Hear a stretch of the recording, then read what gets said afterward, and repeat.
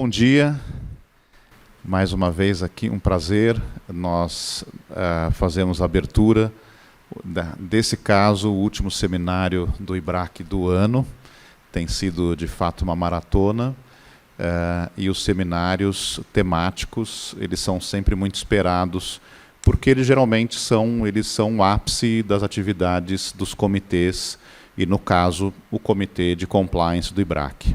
Nós sabemos que o comitê ele já tem mais de 10 anos de operação, tem tido atividades bastante relevantes, e nesse ano, primeiro ano da gestão da minha presidência, eu conto aqui, obviamente, com o apoio do nosso diretor Rafael Soré, que está aqui ao meu lado, e que tem, de fato, feito várias atividades muito vibrantes, né?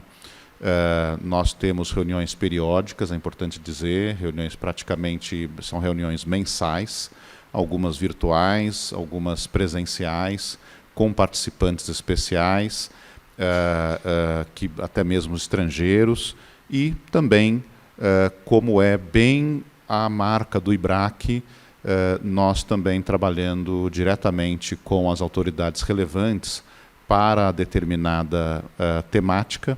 E, no caso, nós contamos, obviamente, com a parceria, com essa proximidade, essa ponte que tem sido realizada com a CGU e outras autoridades relevantes também relacionadas à compliance, anticorrupção, etc. Então, com isso, para mim é um grande prazer fazer essa abertura. Nós temos um dia cheio de painéis. Eu não vou entrar na descrição de cada um, eu vou deixar isso justamente para a Juliana Daniel, que é coordenadora do Comitê de Compliance, e logo em seguida também para o Rafael Soré. Juliana, por favor. Bom dia, obrigada, René. Bom dia a todos. Primeiramente, muito obrigada por todos que estão aqui. Queria agradecer também as pessoas que compõem essa mesa, né? Começando de lá para cá pelo Marcelo, secretário de Integridade Privada da CGU, o René, presidente do IBRAC, que vocês já conhecem, o Rafael não precisa falar, todo mundo já sabe quem ele é, o diretor do Comitê de Compliance e Investigações do IBRAC, e o Paulo, que é secretário do Conselho de Desenvolvimento Econômico e Social da Presidência. Tá? E eu sou Juliana, ajudando o Soré aqui na organização do seminário dos eventos do IBRAC, mas queria dizer, acima de tudo, que vocês são os grandes heróis aqui para esse evento tá acontecendo. Eu não poderia deixar de agradecer a Maria Clara, sem ela nada disso teria sido organizado, que deu sangue, suor e lágrimas para colocar isso de pé, a Dora, o Zé, enfim, e os líderes dos painéis também foram fundamentais para que a gente conseguisse ter uma programação tão diversa, tão rica, como a que a gente vai ter hoje. E falando em programação, eu não vou me estender, mas só para que vocês saibam o contexto disso, esses painéis foram selecionados a dedo. Tá? Nós recebemos muitos temas, todos os temas muito bons, mas como a gente tinha uma restrição de tempo, um evento de um dia, quem sabe um dia a gente chegue no Ibracão e possa fazer 2 dias, com festa e tudo, mas por conta da restrição de tempo, a gente teve que selecionar alguns poucos painéis, mas acho que ficou bem interessante, também diferentes do que a gente costuma ver nos eventos que, pelo menos, eu tenho frequentado na prática, e acho que isso é o que a gente consegue agregar de melhor aqui para a discussão e para o debate, além, claro, de ter pessoas do mais alto escalão aqui para discutir conosco. Então, é isso. Eu vou passar a palavra sem mais delongas. Mentira, eu não falei dos programas, né? Tá, perdão, gente. A programação de hoje. Então, teremos... a gente vai começar com um painel sobre o impacto da lei anticorrupção nas operações de M&A, que é algo que, para quem está acostumado a lidar com diligência e etc., é um ponto em que a gente tem que lidar diretamente, principalmente para quem está nos grandes escritórios, então acho que é um tema muito interessante. O segundo deles, ainda no período da manhã, a gente vai falar das ações coletivas privadas no combate à corrupção. Na tarde, a gente também tem 3 importantes painéis. O primeiro sobre avanços e desafios na atuação das controladorias municipais e estaduais na aplicação da LAC. E encerraremos com o FEPA, né, que a gente costuma chamar de FEPA, o Foreign Extortion Prevention Act, e seus reflexos e impactos no Brasil. Por último, antes do coquetel, nós teremos a apresentação do repositório de jurisprudência sobre integridade, tá? Que é algo que o pessoal do comitê tem trabalhado duramente também para colocar de pé. Então, é isso. Muito obrigada novamente. E tem coquetel, tá, gente? Coquetel, o champanhe foi escolhido a dedo também pela Maria Clara, nossa sommelier, diretamente de Rams. E, então, espero que vocês possam ficar até o final e aproveitar o evento. Muito obrigada. Passo a palavra para o Marcelo. Bem, obrigado, Juliana. Bom dia a todas e todos. Cumprimentar aqui inicialmente o Renê. Obrigado pelo convite, Renê, por estar aqui.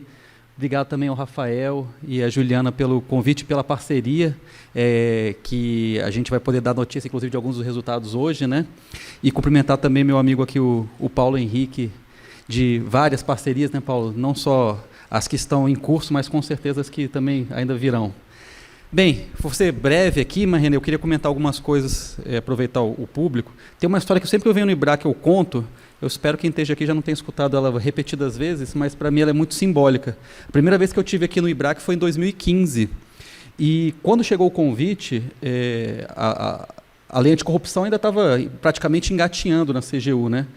E eu confesso que esse convite chegou na CGU e as pessoas não sabiam o que era o IBRAC, né? Quando viram lá Instituto Brasileiro de Concorrência, ficaram assim, mas esse convite não parece ser um convite que justifica o ministro, por exemplo, né? E aí, pelo painel, o painel sobre acordos de leniência, era um assunto que eu conduzia na época, e o convite foi caindo. Foi do ministro, para o secretário executivo, até que chegou ali num terceiro ou quarto escalão onde eu ocupava na época. E quando eu vi o convite, comentei com um colega meu que era do CAD. Ele falou, não, Marcelo, você simplesmente foi convidado para o maior evento que existe de antitruste aqui no Brasil. Inclusive, você vai falar na abertura. E assim, foi um misto de me sentir ali um pouco estrangeiro naquele ambiente, né? E ao mesmo tempo um misto de admiração muito grande pela organização do IBRAC e pela qualidade dos assuntos que eram tratados. Desde lá eu tive assim, a felicidade de ser convidado várias outras vezes pelo IBRAC, só me cresceu a admiração pela seriedade do trabalho que é feito. Passadas as gestões, esse trabalho de seriedade e de qualidade de trabalho continua sendo feito. E fiquei mais feliz ainda, porque cada vez que eu venho aqui, eu cada vez me sinto mais em casa. Porque o IBRAC também viu como oportuno ampliar também, né, suas temáticas, viu que também a questão de defesa da concorrência tem tudo a ver com compliance, com a parte de investigação, de aplicação da lei anticorrupção. Então, eu fico extremamente feliz de ser convidado novamente aqui. Nas primeiras vezes, a gente sempre via muito como aquele dever de prestação de contas, né? Falar o que a gente está fazendo, divulgar, e mesmo essa relação, ela tem evoluído para algo além, né? Assim, que eu acho que é extremamente profícuo, que é como que a gente consegue construir melhores políticas públicas para o nosso país de forma compartilhada. Então, já dando aqui uns spoilers que a gente vai poder falar um pouquinho no painel, ao longo deste ano, a gente teve a felicidade de estabelecer uma parceria concreta com o IBRAC. Foi um trabalho realmente mútuo, em que eu fui questionado quais seriam assuntos que a CGU tinha dificuldade de avançar em termos de discussões técnicas, discussões acadêmicas, e, ao mesmo tempo, que seria de interesse do IBRAC de estudar, e a gente vai poder apresentar um pouco dos resultados dessa pesquisa que foi conduzida pelo IBRAC, que tem como objetivo gerar insumos para que, dentro da administração pública, a gente reflita sobre esses temas e possa ver como é que a gente pode avançar nessa discussão. E aqui é muito bom falar isso junto do Paulo Henrique, porque o Paulo Henrique, acho que ele simboliza, né, como que o nosso governo pensa que tem que ser articulação com todos os setores da sociedade, e a gente tem que lembrar que esse trabalho de escuta ativa, de cooperação e trocas, ele tem que ser algo que vai muito para além do pro forma, né? Da gente só vir, se faz ouvir, ouve, mas efetivamente não incorpora aquilo que a gente está tendo de troca. E aqui é uma demonstração efetiva de como é que a gente consegue colocar isso em prática. Eu estou me segurando aqui para não dar muitos spoilers sobre o que a gente vai falar no painel, mas posso dizer que boa parte dos insumos que já estão sendo produzidos aqui no PIBRAC, estão sendo compartilhados com a CGU, estão e serão levados em consideração para a gente revisitar algumas das nossas políticas, alguns dos nossos normativos, para que a gente possa continuar avançando. E aí eu queria fazer um destaque especial. Muitas vezes quem está no governo ou olha de fora, às vezes pode ver com maus olhos, né? Uma articulação com um setor que é composto geralmente por advogados, né? E eu posso falar que também pertenço a essa classe, né? E veem com maus olhos, né? Como se o tipo de influência que quer ser feita é sempre uma influência ruim. E, na verdade, o que eu acho que é muito interessante, que eu tenho colhido essa experiência ao longo dos anos trabalhando com o IBRAC, é que os advogados que aqui compõem, as instituições que aqui compõem o IBRAC, têm sempre se pautado muito por um preceito muito básico que a gente aprende na faculdade, né? Que o advogado é uma função essencial da justiça. E quando a gente fala de justiça, não é só defender o nosso cliente, mas é promover que o sistema de justiça ele realmente entregue os resultados que a gente espera para a sociedade. E aqui é uma felicidade trabalhar com vários de representantes da advocacia que estão imbuídos desse espírito, né? Imbuídos de que, olha, é importante que a gente faça esse trabalho articulado junto também com o governo para que a gente tenha processos, no nosso caso administrativo, processos judiciais, que, independentemente do resultado, eles sejam processos conduzidos da forma correta, forma proporcional, forma justa, transparente. E é isso que nos move muito, sabe, Renê? Assim, aqui é uma felicidade muito grande a gente ter essa parceria com o IBRAC. Fazemos isso de forma ativa com outras instituições.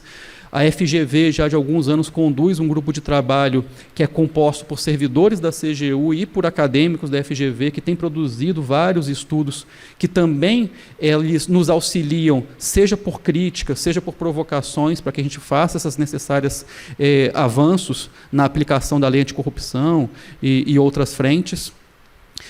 E na própria CGU, aí, se inspirando também muito das práticas do Conselhão, que são aí lideradas pelo Paulo Henrique, a gente também tem procurado desenvolver um conselho muito ativo junto à sociedade civil para ter essa escuta, né? Vocês vão ter aqui o painel, eu estou aqui com a felicidade de estar com as colegas aqui, a Marcela, do Instituto Etos, a Chantal, do Pacto Global, que são todas trocas que a gente tem se beneficiado muito, e para tirar aquela cara, né, eu sou servidor público há 18 anos, às vezes a gente encontra alguns colegas que acham que todas as respostas estão no governo, e definitivamente não estão lá, né? Então, assim, a gente, com certeza, é parte ativa desse processo, mas essa construção tem que ser uma construção coletiva. Então, para registrar aí meu agradecimento por essa parceria, parabenizar por esse evento de hoje, acho que tem painéis muito ricos aqui para a gente poder acompanhar ao longo do dia. Estou extremamente chateado com a história do coquetel e do champanhe escolhido, porque eu vou ter que pegar um voo mais cedo para ir embora. Vou até ver se a gente consegue adiar um pouco para dar tempo de pegar esse coquetel. Mas, brincadeiras à parte, gostaria de desejar um excelente evento para todos. Obrigado, gente. Marcelo, não posso deixar de te agradecer. As suas palavras, elas são, no final, uma expressão daquilo que a gente busca fazer, né? Então, acho que isso tem sido feito, você comentou do seminário de concorrência, de fato, a gênese do IBRAC é concorrência, todos sabem, consumidor, comércio também, nós temos um intercâmbio muito profícuo com as autoridades, e isso já não é de hoje que a gente exerce também isso com a CGU e outras autoridades no compliance. Então, para nós, servir de ponte com a sociedade civil de maneira qualificada, séria, é o que a gente busca. Então, deixo aqui o agradecimento às suas generosas falas. Soré. Bom dia, pessoal, tudo bem? A minha fala vai ser daqui a pouquinho. Eu queria só, primeiro, agradecer ao Marcelo e, nesse sentido, agradecer a parceria da CGU. Cris, a CGU tem sido uma parceira muito relevante. Eu vou falar depois do Paulo, aí eu falo mais profundamente, mas eu só queria falar um segundo recado também, que é Olha, o pobre Zé Carlos teve que ir ao shopping, tirar foto das gôndolas, champanhe por champanhe, né, para que a gente escolhesse exatamente o modelo. Eu mudaria o voo.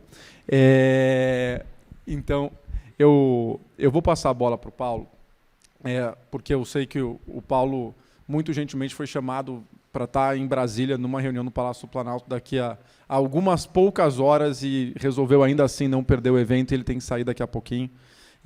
Mas a gente vai ter o prazer de ouvir o Marcelo durante os painéis, não vai ter o prazer de ouvir um pouco mais do Conselhão durante o dia. Então, queria pedir talvez um pouquinho mais do seu tempo do que só uma saudação, para você contar um pouco para a gente também como o Conselhão se insere nessa pauta.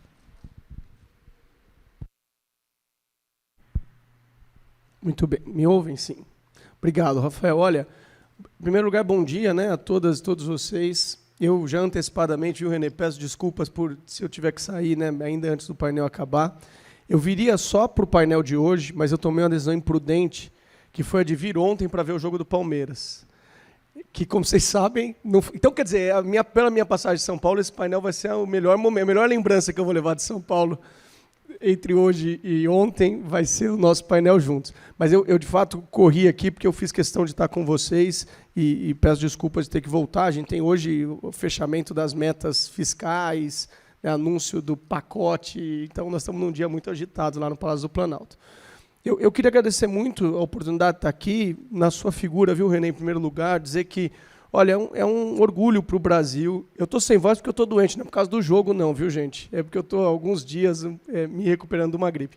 É um orgulho para o Brasil ter uma instituição como o IBRAC. Assim, eu acho que, tem um pouco o que o Marcelo falou, se a gente não acreditar, nenhum país se faz sem uma sociedade civil.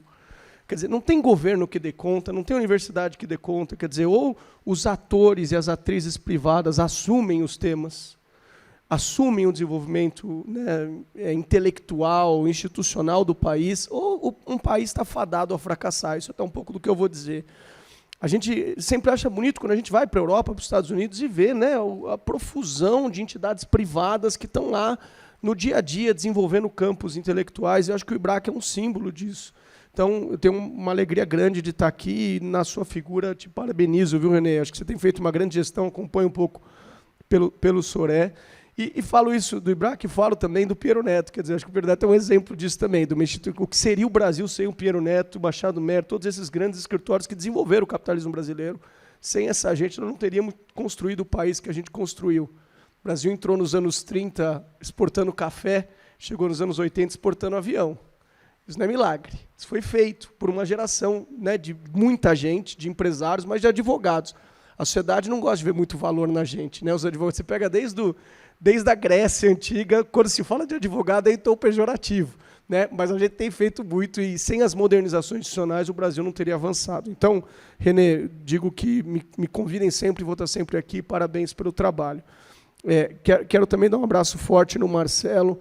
Acho, viu, Marcelo, que o Brasil, de verdade, tem a sorte de ter você, professor Vinícius, liderando a CGU, num momento importante do Brasil, porque a gente está, na verdade, de certa forma, depois de tudo que o Brasil passou, nós estamos reencontrando os caminhos do compliance, refazendo um pouco as estratégias, como a gente faz para que o país não ceda nos temas da corrupção, da integridade, mas também de um jeito que, vamos dizer, que funcione melhor, que privilegie empregos, renda e assim por diante. E eu acho que vocês têm sido craques nisso. Vocês têm conseguido fazer uma CGU forte, mas que escuta, que dialoga. Eu vou contar para vocês, sou muito amigo do Soré. Por isso que eu estou aqui, na verdade, porque ele me botou pela amizade de convite. E eu escuto um pouco a experiência de vocês. E aí o Soré diz assim, Paulo, eu peguei um avião, fiquei 3 horas, depois mais 4 horas de carro, fui para uma fazenda de café na fronteira do Brasil com Taiwan. Sei lá onde fica isso.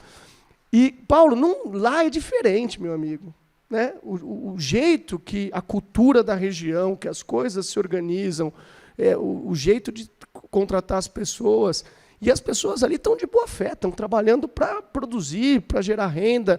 Se a gente não entender a complexidade do tema da integridade num país com a diversidade do Brasil, nós vamos impedir que o país avance. Nós vamos pedir que as pessoas consigam ter caminhos adequados, que os negócios prosperem. Mas a gente não pode abrir mão de ter um país mais íntegro. Então, essa é uma tarefa difícil e eu parabenizo muito. Sou testemunha do esforço descomunal da CGU em estar sempre na sociedade, sempre ouvindo muita coisa com a gente lá do Conselhão, né? E aí queria agradecer a Juliana e o Rafael por estarem fazendo esse trabalho lindo. Estou conhecendo a Juliana hoje, mas sei do que vocês estão fazendo, Juliana, e o Rafael é uma referência profissional para mim, tenho aprendido muito com ele ao longo de mais de 20 anos. Então, é uma alegria estar aqui, me sinto muito privilegiado de ter essa possibilidade de vir aqui aprender com vocês, Soré. Olha, gente, eu queria falar 2 ou 3 coisas rápidas, e aprendi na vida que fala boa é fala rápida, mas coisas que eu faço questão de marcar a partir da Presidência da República e do Palácio do Planalto, né? Pensando um pouco o que organiza esse tipo de relação nossa. Primeiro, eu não sei se todo mundo sabe o que é o Conselhão, né? O Conselhão é um órgão da Presidência da República que se volta ao Presidente da República. Ele foi construído a primeira vez em 2003, no primeiro ano do mandato do presidente Lula, foi extinto na última administração e foi reconstruído agora pelo presidente Lula. Qual que é a ideia do Conselhão? É trazer para perto do presidente forças sociais que possam ser um objeto de consulta, de sugestões e de desenhos de caminhos estratégicos para o desenvolvimento. Então, o Conselhão é um órgão formado fortemente por empresários. Então, seguramente aqui deve ter gente de empresas que tem representação no Conselhão, mas também de trabalhadores e de entidades da sociedade civil. Isso é uma coisa bacana. O Brasil hoje tem uma sociedade civil pujante, tem muita gente fazendo coisas incríveis a partir da sociedade civil. E hoje o Conselhão, né, recriado pelo presidente Lula, foi reconstruído, é coordenado pelo ministro Alexandre Padilha, e eu tenho a alegria de ser secretário e tenho essa tarefa de ajudar, sempre que eu puder, em aproximar o Palácio do Planalto dos setores produtivos e da sociedade de modo geral. Primeiro, eu queria falar 3 coisas rápidas. A primeira é pensar o seguinte, quer dizer, eu acho que a gente vive um ambiente, e, de certa forma, jogando muito limpo com vocês, isso às vezes até mais forte em governos mais progressistas, ditos de esquerda, né? Um ambiente em que é importante a gente reafirmar por que os governos precisam da iniciativa privada perto de si, né? A primeira coisa, eu já falei um pouco, o Brasil é um país muito complexo. A gente lá em Brasília, encastelados nos nossos desenhos de políticas públicas, a gente perde essa dimensão, né? Vejam, o Brasil, eu no Conselhão, estou lá reunido com os grupos de tecnologia, discutindo a regulação da inteligência artificial, ou pensando como é que nós vamos criar mecanismos para desenvolver hidrogênio verde, pautas do século XXI, ao mesmo tempo que o Brasil não venceu várias das pautas, Renê, do século XIX. Tem regiões no Brasil que o saneamento atinge 20% das pessoas. A gente não conseguiu ainda, a gente universalizou a educação há poucas décadas, os nossos índices educacionais, desculpem a sinceridade, são vergonhosos. E nós não conseguimos ainda criar coisas como ensino integral, que o mundo desenvolvido fez faz 150 anos. Então, esse é o país que nós estamos construindo juntos. Quer dizer, que tem problemas do século XIX, né, e do século XXI ao mesmo tempo. Não tem como, ao mesmo tempo, e desculpem só mais essa consideração, em que as economias mundiais se transformam aceleradamente. Eu lá no Conselhão, hoje a gente tem uma presença muito grande do capital chinês no Brasil e isso aparece no Conselhão, o Soré, Renê, Juliana. A China era um país que estava fora do mundo da tecnologia há 10 anos. Quem tem contato mais prolongado com a China sabe, a China era uma construtora de manufaturas baratas. Em 10 anos, eles são líderes em patentes, em tecnologia, a próxima geração do capitalismo é chinesa. Está na cara isso. Isso aconteceu em 10 anos. Né? Quer dizer, o que o capitalismo demorava 100, 150, 200 anos para fazer, a gente faz a cada 10 anos. Qualquer governo que se encastelar vai falhar. É inevitável. Porque não tem grupo de burocratas, por melhores que sejam, mesmo que tenha a qualidade do Marcelo, não tem grupos de burocratas, né, Marcelo, que vão dar conta da complexidade do mundo. Se você quer discutir como regular a inteligência artificial, você tem que chamar as empresas de tecnologia que estão disputando o mercado lá com os chineses lá fora e trazer para perto. Depois, as articulações políticas hoje, por mais que a gente esteja tratando, por exemplo, de assuntos de Estado, elas não se resolvem mais nas relações estatais. Vejam que interessante o que aconteceu essa semana, né? O Brasil sofreu lá uma proscrição da venda de carnes para o Carrefour Carrefour francês, num desenho que, do ponto de vista comercial, era irrelevante. A França é pouco relevante na balança comercial brasileira.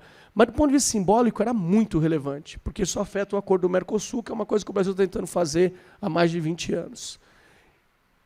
Em 3 dias, o Carrefour fez uma carta pedindo desculpas à sociedade brasileira. Quem construiu isso foi o mercado, em parceria com o governo. Quer dizer, a reação dos frigoríficos, combinada com o Ministério das Relações Exteriores, combinada com o Ministério da Agricultura, fez com que um tema de Estado, que é o acordo do Brasil com a União Europeia, pudesse se fortalecer numa articulação de 2, 3 dias. Governos encastelados vão falhar. A complexidade do mundo não, eu acho que nunca permitiu, mas agora permite ainda menos. Então essa é a primeira coisa. Porque o Brasil é muito complexo, porque o governo não está em todo lugar, e porque os desafios da transformação do mundo são muito acentuados. Para isso, essa é a segunda coisa que eu queria dizer, nós precisamos vencer um certo estereótipo que, de alguma maneira, demoniza as relações público-privadas, né? E aí eu sempre digo isso, assim, que quem tem interesse em demonizar isso é exatamente quem faz do jeito errado, né? Porque no ambiente de regulação e de legalidade, todo mundo é convidado, né? As empresas que querem fazer as coisas certas, as empresas menores. Como é que a gente cria? Ontem eu estava num evento de profissionais de relações institucionais. O desenvolvimento desse campo hoje permitiu que empresas médias tenham acesso ao governo. Que ONGs, entidades, negócios sociais tenham acesso ao governo, né? Mas isso só se dá num ambiente em que não se demoniza esse tipo de relação. Porque os tubarões do capitalismo sempre fizeram isso, e sabem fazer. Quer dizer, a demonização só serve a quem quer fazer mal feito. É isso que eu quero dizer. Essa é a primeira coisa. Quer dizer, nós temos que ter conquistas da sociedade, tem que ser além dos governos, que estabilizem essas relações entre governos e mercado. Isso tem que ser uma coisa que não volta mais, né? A gente tem que ter o tempo todo governos abertos, e a gente tem conseguido isso. Quando você pega, por exemplo, os temas de regulação, né, hoje, esse é um tema que a gente tem que tratar, o tema das agências reguladoras, a gente tem muita coisa para avançar, mas hoje as agências têm que ouvir o mercado, elas não podem mais fazer as suas regulações sem saber os impactos econômicos e assim por diante, né? Ao mesmo tempo, gente, e aqui eu faço já a ponte para a terceira coisa que eu vou dizer e caminho para o fim. Ao mesmo tempo que a gente não pode demonizar a relação público-privada, nós temos que entender o seguinte, várias das transformações que nós queremos fazer só serão feitas se o mundo privado comprar. Essa é a verdade. Porque a potência de qualquer assunto se transforma quando o mundo privado compra. Vejam, o Brasil, gente, é do tamanho da Europa.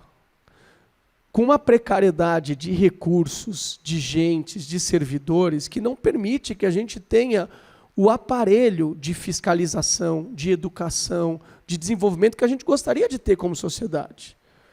Quer dizer, se o bom agro, que é vasto, é grande, é um orgulho nacional, não vencer o mau agro, vou chamar assim, e esse agro ajudar a fazer a revolução ambiental que a gente precisa que seja feita no Cerrado, porque a gente precisa que seja feita no norte do país, esqueçam, nós não vamos vencer essa batalha. Não tem como o Estado brasileiro, por mais que se esforce, né, Renê? Você está aí na luta há muitos anos, você sabe disso. Não tem como o Estado brasileiro fazer isso sozinho, né? Se as compreensões de inclusão, de respeito ao trabalho decente, de respeito ao trabalho digno, não se incorporarem no mercado profissional, e vejam que interessante, a gente que é da advocacia percebe isso, né? As grandes companhias estão cada vez mais sensíveis para isso. É difícil hoje uma grande companhia ignorar um tema como esse, elas têm bons programas de compliance, falham, erram, mas têm agido. A próxima revolução é levar isso para as médias companhias, para as pequenas companhias. Só que a gente só vai fazer isso com mercado. Sem mercado, não tem como fazer isso. Se a gente não tiver um exército de advogados, consultores, contadores e assim por diante, que possam, lá nas fronteiras do Brasil, ajudarem as companhias a atingirem um padrão de qualidade que uma parte importante do nosso capitalismo quer, nós vamos falhar. Então, nós não podemos demonizar essa relação, mas é mais do que não demonizar, nós temos que apostar nessa relação. Sem essa relação, nós vamos falhar. Meia dúzia de encastelados em Brasília, dos quais eu me incluo, não vão resolver isso.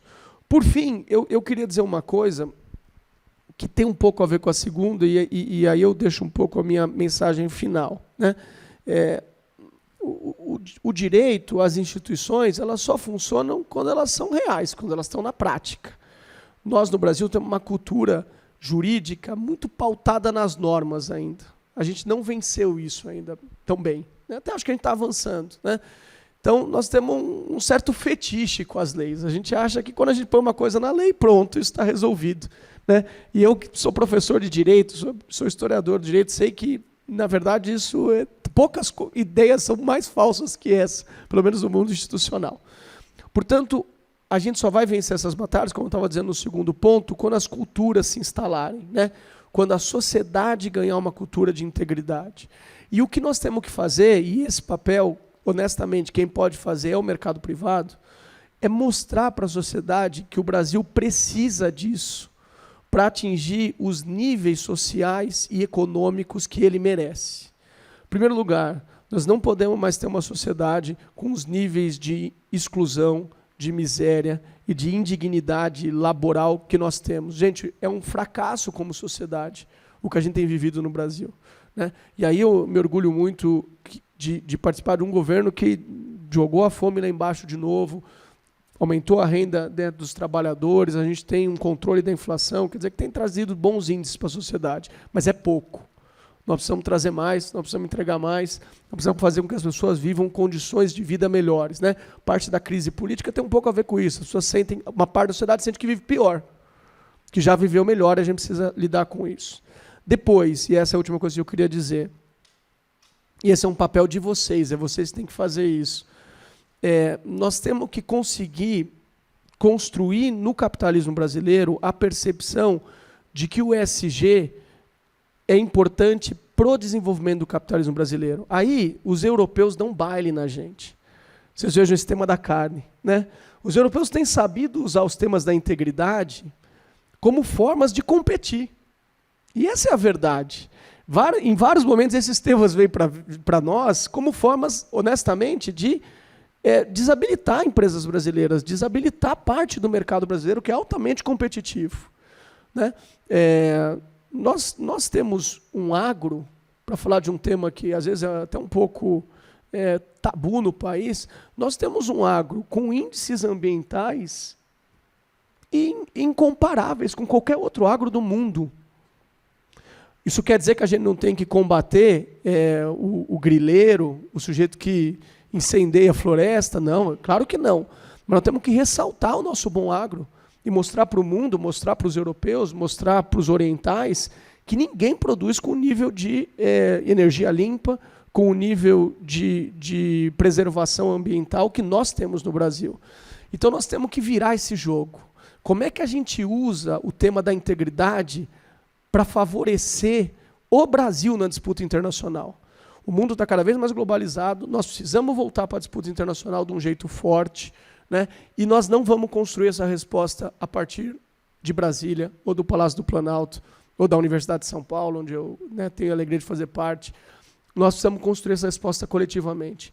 Mostrar ao mundo que nós somos um país competente, ambientalmente responsável, que nós temos normas invejáveis de combate à pobreza, nós temos normas invejáveis de fortalecimento do trabalho decente, de inclusão de gênero e racial, que são temas que o Brasil precisa avançar demais, né? E que nós somos capazes de participar da próxima revolução do capitalismo como um país que vai fazer a transição ecológica e que vai dar uma lição para o mundo. Nós precisamos tirar esse tema de uma situação, Rafael, eu encerro, de uma situação que nos aprisiona. Quer dizer, nós precisamos conseguir inverter esse cenário para que, ao invés de esse tema ser usado contra nós, contra as nossas empresas, contra as nossas disputas mundiais, ele se torne uma bandeira nacional. E nós não vamos fazer isso sem vocês, sem o trabalho da iniciativa privada, sem o IBRAC, e sem, né, esse campo maravilhoso que a sociedade brasileira tem construído nos últimos anos de desenvolvimento e defesa da integridade. Desculpem, falei demais, para esquecer o Botafogo de ontem, e queria só agradecer muito, viu, Renê, Rafael, Juliana, meu amigo Marcelo, muito bom estar com você, agradecer a possibilidade de estar aqui. Obrigado.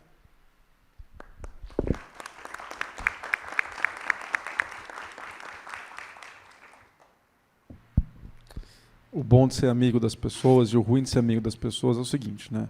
O bom é que o Paulo levantou bem a bola para o que queria apresentar do seminário, do nosso trabalho esse ano. O ruim é que agora a minha fala vai parecer repetitiva em várias coisas, né? Primeiro, eu queria muito agradecer, viu, Paulo, pela sua presença. Eu sei, o Paulo veio para São Paulo de Brasília para isso.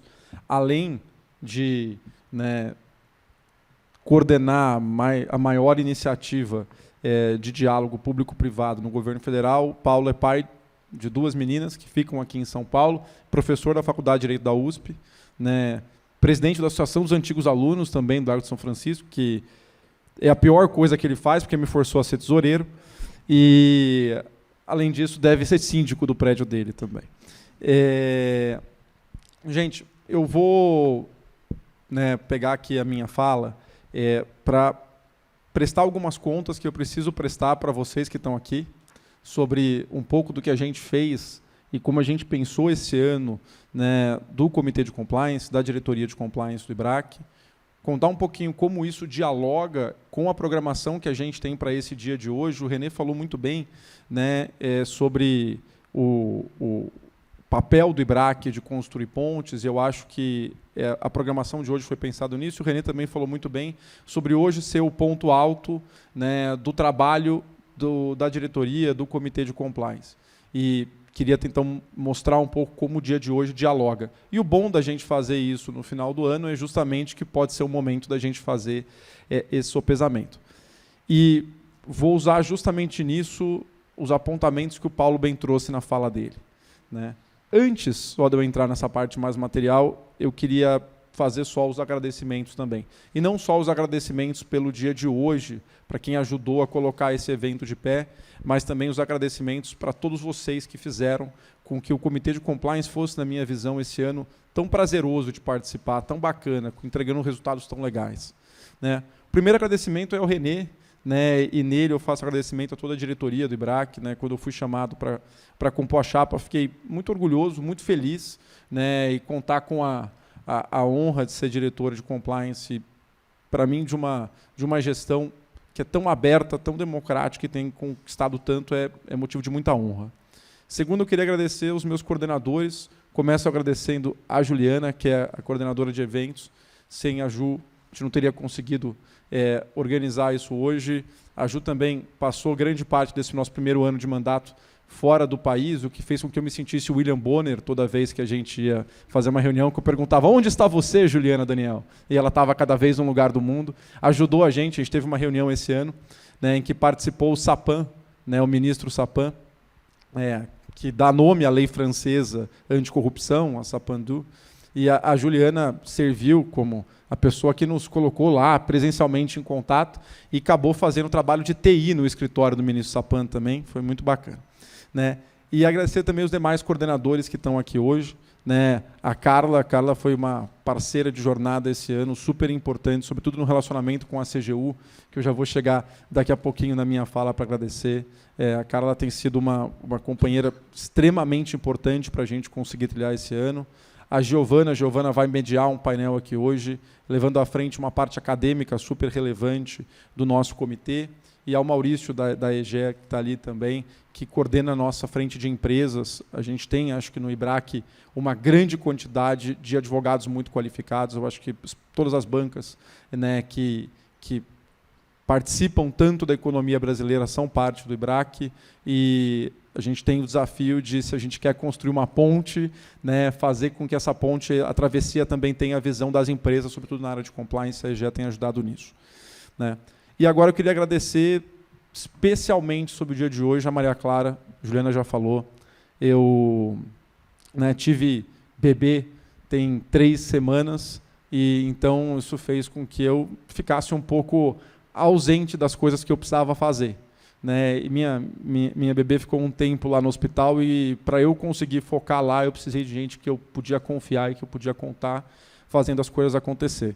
Então, eu sou uma pessoa muito emotiva, então não vou parar agora, mas aí na Maria Clara eu queria agradecer também todo o meu time, né, do escritório, então, Natália, o Augusto, que não está aqui porque está tendo que cobrir minha agenda, o Douglas, a Gi e a Isabela, né, vocês fazem com que eu consiga me dedicar também às outras coisas da minha vida. E aí, agora falando um pouquinho da programação do nosso ano, o agradecimento a, de fato, né, quem faz a diretoria de compliance acontecer. Quando a gente começou o ano, eu falei, olha, gente, por acaso o René usou exatamente a mesma metáfora que eu usei. Falei, ó, para que serve uma diretoria de compliance do IBRAC? Né? Para que ela funciona? Para qual é o propósito dela? Ela serve para promover diálogo, para construir coisas, só que ninguém está interessado em saber o que o Rafael quer, o que o Rafael acha. Né? Ela só é importante, uma ponte só serve para alguma coisa se ela liga 2 lados relevantes. E a relevância dessa ponte, da perspectiva do IBRAC, está na força e na quantidade dos seus membros e na participação deles. A gente teve esse ano 8 reuniões técnicas, todas presenciais, porque faz parte, né, também, todas híbridas, para que as pessoas de fora de São Paulo, ou de Brasília, que a gente também teve reunião em Brasília, pudessem participar, mas para que as pessoas também pudessem interagir uma com as outras, cada uma em um escritório, representando um pouco dessa ideia de um colegiado com muita participação das pessoas que fazem parte do IBRAC. A gente teve reunião no Machado Meyer, a gente teve reunião no Tosini, a gente teve reunião no Lefossa, a gente teve reunião no Demarest, a gente teve reunião no Sescom, a gente teve reunião no Pinheiro Neto, a gente teve reunião no Matos Filho de Brasília, a gente teve reunião no Greenberg Cordovil, né? A gente conseguiu estar em reuniões em todos os lugares, e, para minha alegria, em todas essas reuniões a gente tinha mais de 20 pessoas. Né? Ou seja, teve uma participação efetiva dos membros do IBRAC. E isso é o meu ponto de alegria e de muito orgulho, porque acho que hoje a gente tem um seminário de compliance que a gente vai poder discutir vários temas.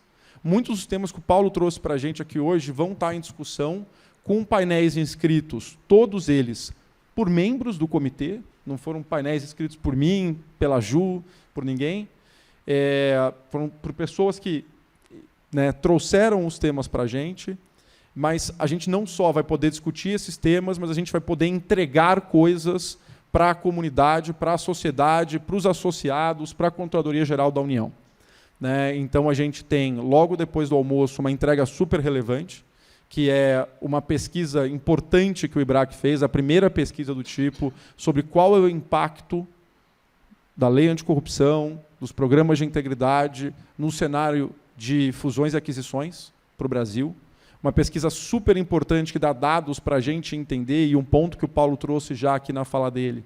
Né? O Paulo falou muito sobre a importância da gente compreender integridade, da gente compreender ESG como parte central do valor do negócio. Por muito tempo, talvez, a gente pensou as questões de conformidade como questões que colocariam Estado e setor privado em lados opostos. Questões que colocariam, né, uma tensão de um lado contra o outro.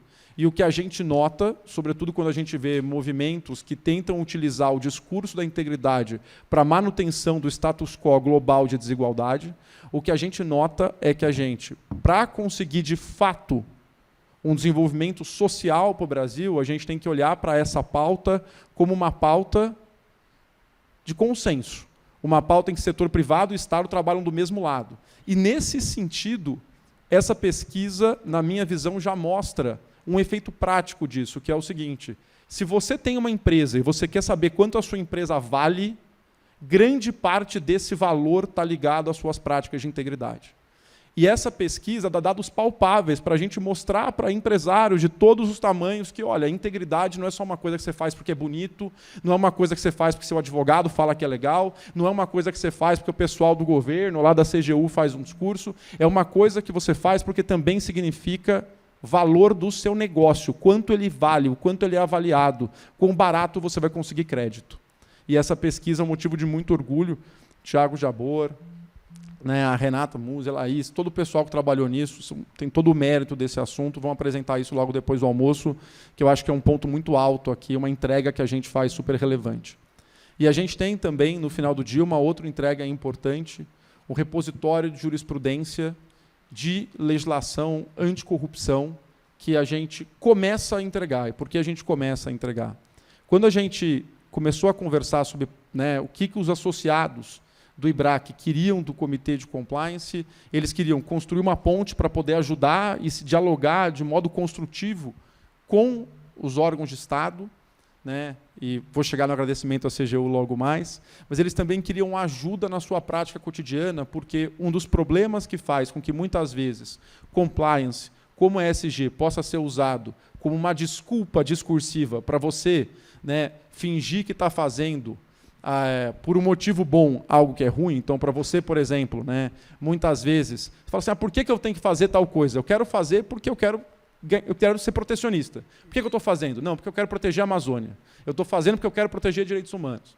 Né? Um dos problemas, então, da área de compliance que ela tem que resolver em grande medida é o fato dela ser uma área um pouco rarefeita da perspectiva normativa, rarefeita da perspectiva regulatória.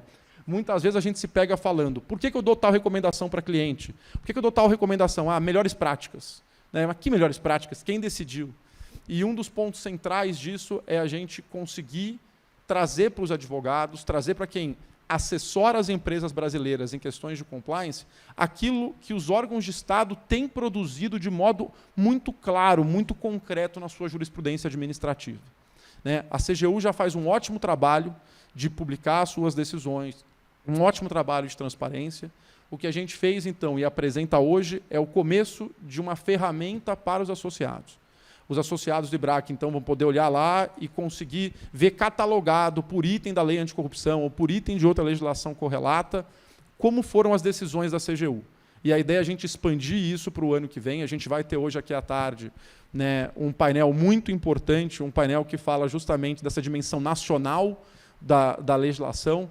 Paulo falou muito dos vários Brasis, né? A gente tem aqui a CGU participando de 2 painéis, e a gente tem hoje à tarde também a Controladoria Geral do Município de São Paulo, então uma Controladoria Municipal, e a gente tem a Controladoria Geral do Estado do Espírito Santo, o Estado que mais aplica a lei anticorrupção, o Controlador do Município, o Controlador Geral do Estado do Espírito Santo vão estar aqui com a gente, e o Controlador Geral do Estado do Espírito Santo é o atual presidente do Conselho Nacional de Controle Interno também. E a ideia é que a gente consiga expandir esse repositório para, né, se a gente conseguir trabalhar juntos nesse sentido, que no seminário do ano que vem a gente traga a segunda versão desse repositório, que não inclua apenas as decisões em âmbito federal da CGU, mas que a gente consiga também trazer decisões em âmbito estadual e municipal, para que a gente consiga até ajudar os órgãos de Estado naquilo que é tão importante. A gente sabe, a CGU tem técnicos de extrema capacidade, extremamente qualificados. Essa nem sempre é a realidade de todos os municípios brasileiros, e muitas vezes a gente conseguir também comparar as decisões municipais e estaduais significa ajudar esses próprios municípios, esses próprios estados, a aprender mais e mais com a CGU. Sei que a CGU já tem várias iniciativas nesse sentido. Né? Vai lá, fica à vontade, Paulo. Também é um bom sinal que eu tenho que parar de falar. Não, pode falar. E aí, pessoal, né, foi bem falado aqui, né, nas falas que me antecederam, sobre a importância do diálogo nesse cenário. E o agradecimento final que eu faço para apresentar os outros 2 painéis é a Controladoria Geral da União. Como muita gente agradeceu na pessoa do Marcelo, vou agradecer na pessoa da Cris, então, que é quem tem que aguentar minhas mensagens de WhatsApp semanais. Né? Eu vou começar a mandar umas flores também, com um bom dia, para amenizar a chatice que eu apresento. Mas a CGU, né, assinou com o IBRAC, ainda na gestão anterior, um acordo, né, um termo de cooperação que é super importante, um grande motivo de orgulho para a gente. E a CGU tem sido realmente muito parceira. Tenho realmente muito a agradecer nisso. Né? Todas as vezes que a gente pede uma reunião para tratar de algum tema, a gente pergunta o que a CGU é sempre muito aberta e muito clara. Né? Queria agradecer também o Renato, que está aqui, que deixou a CGU e veio para o lado bom da força, agora está advogando, mas ele também participou bastante dessas iniciativas. Né? E a gente conseguiu, dentro, né, falando um pouquinho das nossas ações no ano, criar grupos de trabalho dentro do comitê de discussão temática com a CGU de pontos que nós e a CGU achamos relevantes. Então, um desses grupos temáticos é sobre M&A. Hoje a gente pode apresentar para a CGU algo que ajude em política pública. A gente tem um grupo de trabalho sobre boas práticas em investigação corporativa, um tema super importante, tema também que é objeto de análise das ações coletivas. Chantal está aqui, a gente tem uma iniciativa dentro da ação anticorrupção do Pacto Global justamente sobre isso também. A gente tem um grupo de trabalho focado em acordo de leniência e, né, normalização institucional e coordenação institucional. A gente tem, então, grupos de trabalho focados em diálogos importantes com a CGU, e um deles também já rendeu os seus frutos. A CGU, com essa ideia de ouvir a sociedade, lançou algumas consultas públicas esse ano, e me deixa muito feliz que a coordenação de compliance, vocês conseguiram colaborar justamente com a CGU nessas consultas. A CGU divulgou novas diretrizes para empresas privadas no âmbito dos seus programas de compliance, e o IBRAC pôde colaborar e contribuir, né, com apontamentos de todos nós, né? E aí, pessoal, justamente nessa ideia de ponte, de diálogo, o painel que nos sucederá, assim quando eu liberar o ouvido de vocês das minhas palavras, né, será sobre ações coletivas. Então a gente vai poder falar um pouquinho sobre a quantidade de pontes que a gente tem criado entre setor público e privado, né? Paulo falou disso, Marcelo falou disso, a importância que a gente tem quando a gente fala de integridade corporativa, e aqui, né, acho que a Cissa ainda não chegou, mas se não fica a minha homenagem à diretoria de compliance anterior. Desde a gestão anterior tem se feito um esforço muito grande da gente ler a diretoria de compliance e investigações do IBRAC, não como a diretoria anticorrupção do IBRAC. Anticorrupção é um tema muito importante dentro da agenda de integridade. Mas assim como é direitos humanos, assim como é promoção, né, da igualdade, assim como é combate à discriminação no ambiente de trabalho, então ler integridade em sentido mais amplo, que está, aliás, muito alinhado com o que a CGU tem feito, tanto no Pacto Brasil, quanto que se espera no novo regulamento do Proética, quanto que está na atualização do Guia de Diretrizes para Empresas Privadas que a CGU acabou de lançar, né? E, nesse sentido, as ações coletivas ganham ainda em importância. Elas são muito importantes em anticorrupção e são muito importantes nessas outras temáticas, né? As ações coletivas são a única maneira em que a gente consegue fazer com que as empresas tenham tranquilidade de que, olha, tudo bem, eu vou ter que investir recursos, eu entendi que compliance, que integridade no longo prazo significa valor para o meu negócio.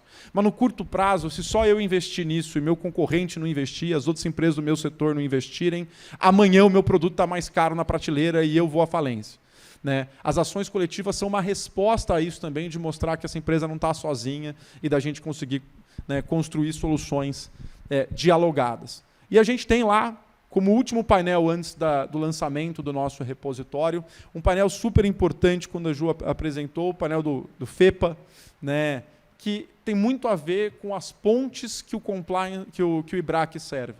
O IBRAC serve como ponte muito relevante de diálogo entre nós, grande maioria advogados, que somos porta-vozes, em grande medida, do setor produtivo com o Estado, mas também é o papel do IBRAC servir como um think tank, como um ambiente de produção e criação e compreensão de novos conteúdos. E uma das coisas mais importantes que o IBRAC me trouxe sempre, nesses mais de 15 anos aqui participando, né, é a possibilidade de que no IBRAC a gente também se atualize, a gente reflita sobre o que tem acontecido em outros lugares do mundo, até para que o IBRAC possa contribuir com a sociedade brasileira melhor.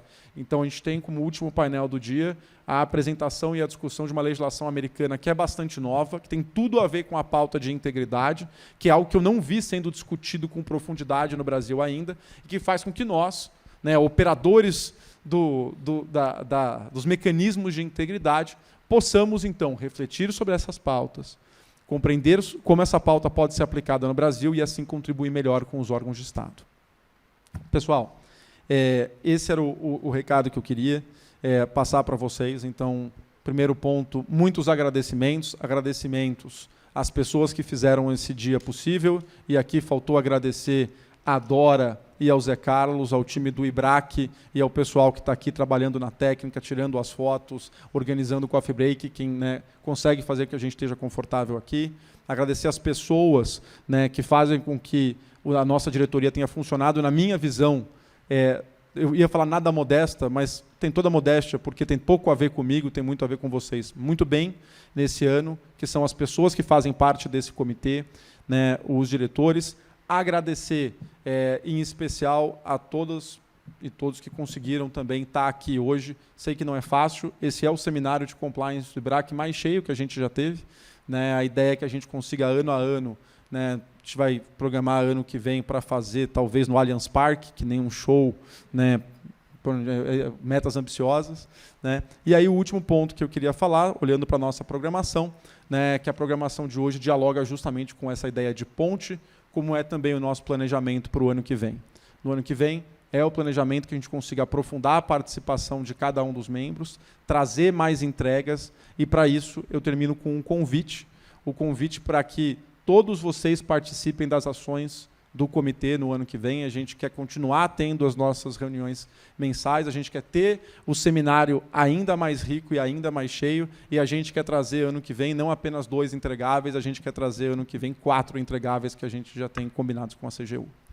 Pessoal, era isso. 5 minutos antes, queria dizer, da gente... alguém tem mais algum recado ou posso liberar o pessoal para o café? Então, pessoal, muito obrigado pela atenção de vocês. Agora a gente tem um coffee break. Eu quero muito pedir também que a gente seja super pontual no dia de hoje, até porque a Clara escolheu o champanhe, como todo mundo já sabe, com muito cuidado. Todo mundo quer poder degustar ele pontualmente às 18 horas. Então, gente, obrigado, bom café para todo mundo.